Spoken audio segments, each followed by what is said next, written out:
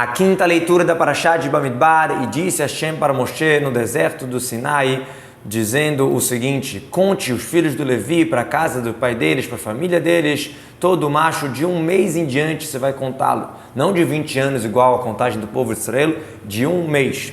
Por que de 1 mês? Do momento que a criança deixou de ser um possível feto que pode morrer, que ele já é chamado Shomer Mishmeret HaKodesh, que ele guarda a vigília da santidade, ou seja, já vai viver com certeza depois de 1 mês, já pode contar ele.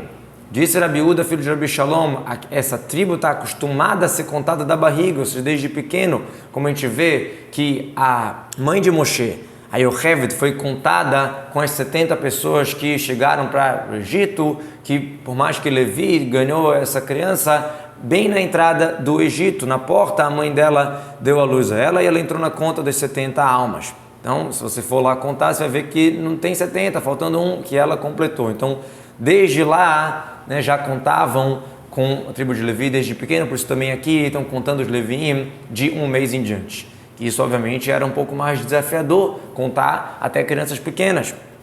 Então, Moshe contou de acordo com a boca de Hashem, de acordo com Hashem, como ele foi ordenado. Como assim, de acordo com Hashem? Moshe falou para Kadosh Baruch Hu: como é que eu vou entrar para dentro da tenda deles para ver a quantidade de criancinhas pequenas que estão mamando ainda, ou seja, tem uma questão de tzniut, de discrição, etc.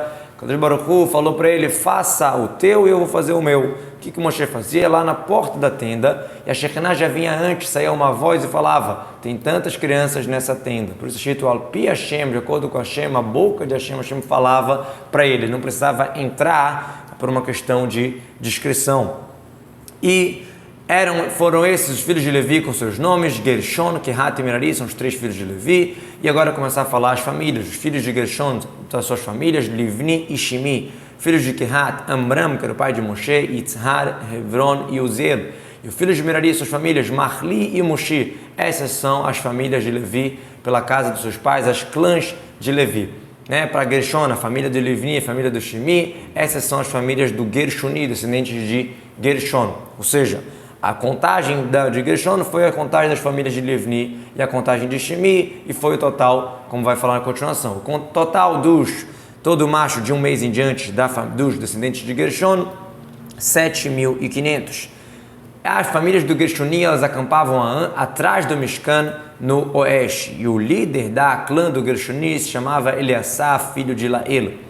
E qual era o trabalho dos descendentes de Gershon no Ohel Moed? O próprio Mishkan, a tenda, a cobertura e a cortina que servia como porta. Ou seja, o que quer dizer o próprio Mishkan? As primeiras cortinas que eram usadas como teto do Mishkan, que formavam o Mishkan.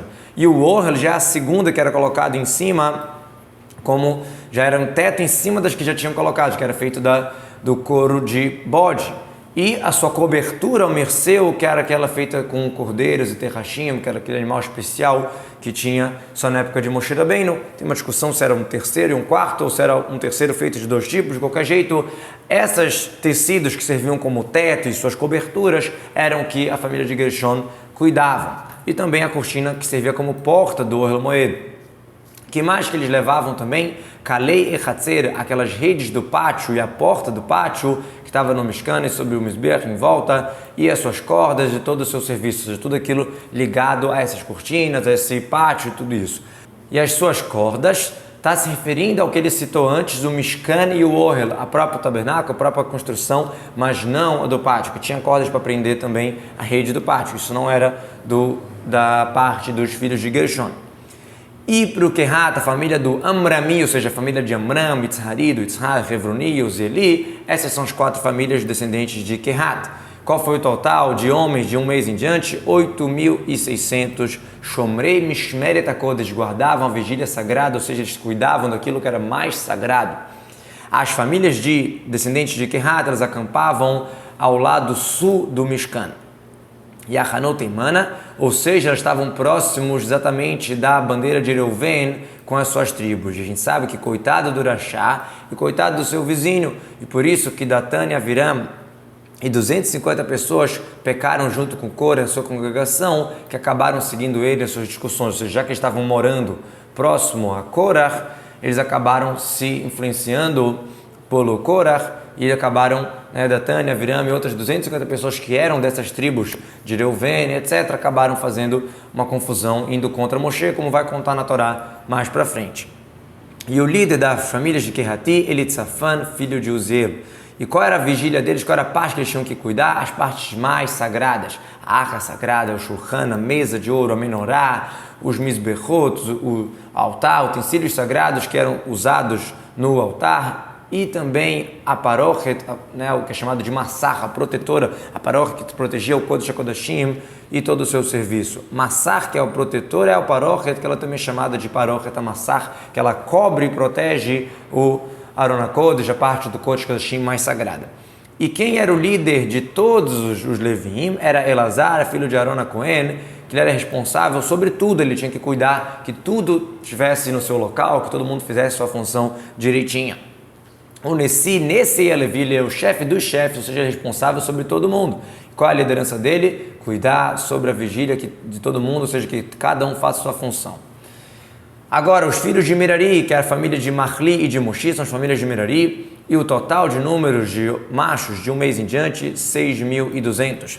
E o líder da família de Merari era Tzuriel, filho de Avichail, eles acampavam ao norte do Mishkan. E qual era a parte responsável que eles tinham que cuidar? Era as Karshia Mishkan, as vigas, bricava as suas varas que passavam, suas colunas, suas sapatas, os seus utensílios e todo o seu serviço ligado a essa parte.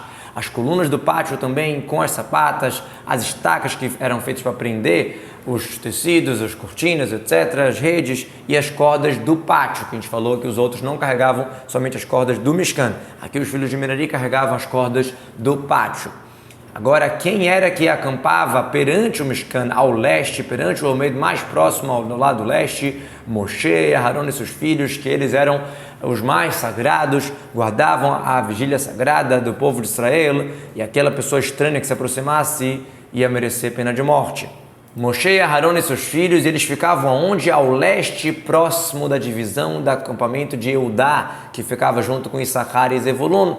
E bom para o tzadik, bom para o seu vizinho. Como eles eram vizinhos de Moshe, que se ocupava com Torá o tempo inteiro, eles acabaram virando gigantes na Torá, com Tashito Yehudá Mechokeki. Yehudá era quem estabelecia a lei, e Tashito que dos filhos de Issachar tinham as pessoas entendedores, vários líderes do Sanedrin, 200 líderes do Sanedrin, e de Zvulun, Tashito que tinham pessoas que eram Beshevet Sofer, que escreviam, etc., e contavam, ou seja, os grandes sábios de Torá saíam de Eudá, Issachar e Zevulun exatamente porque eles estavam acampados do lado de Moshe Rabbeinu.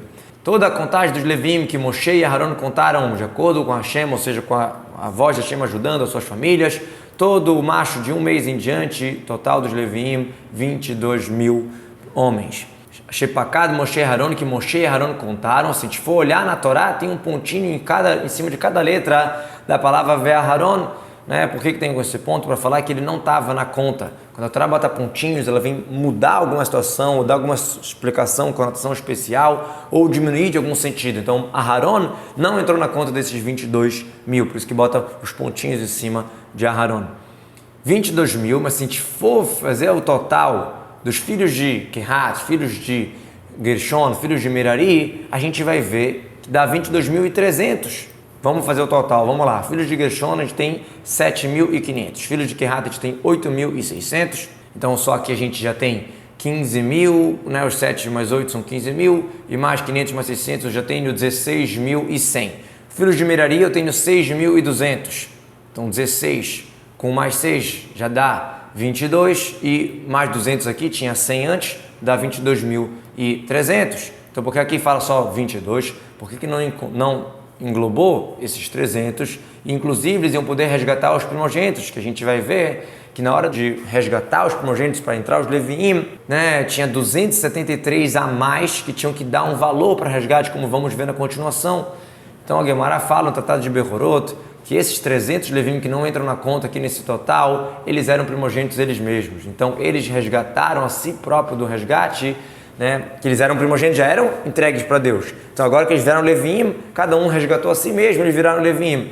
Então tinha quantos Levim que não eram primogênitos? 22.000. E como tinha mais que 22.000 primogênitos no povo de Israel, precisou que alguns primogênitos tiveram que pagar um resgate, como a gente vai ver na continuação.